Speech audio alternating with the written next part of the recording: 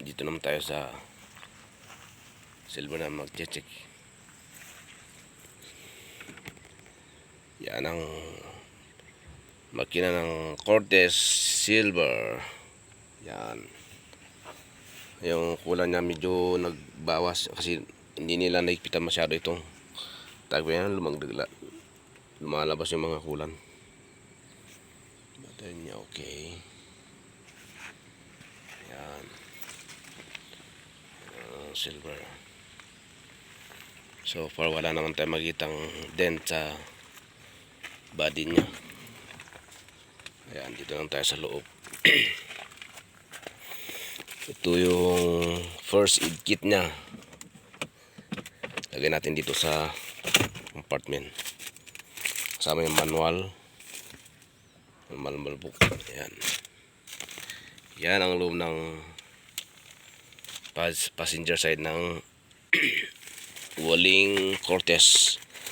Tapos itong deflector na at saka yung tools nya ilagay natin doon sa likod.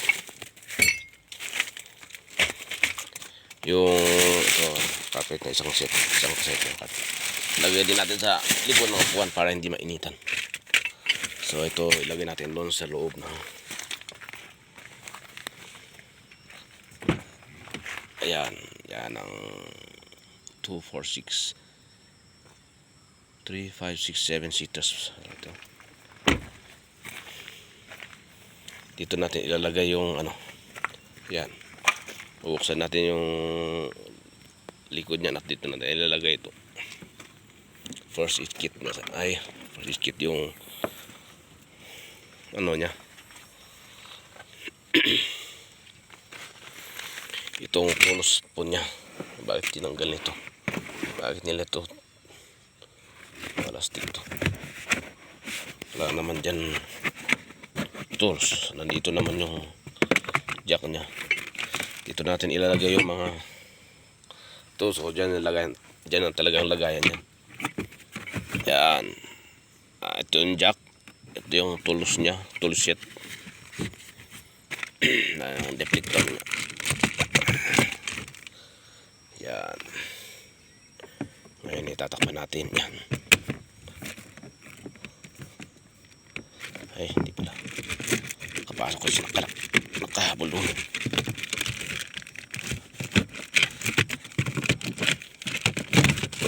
Yan. Yan pala yan. Yan.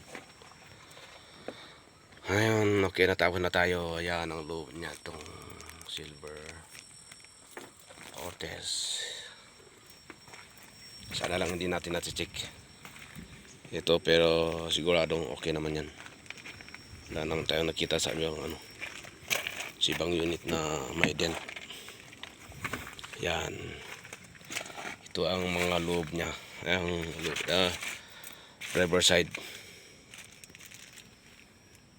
Yan. Kasi dito sa Brunei is right hand side. Hindi guys sa atin sa Pilipinas ay left hand side. Dito right hand drive eh. Yan.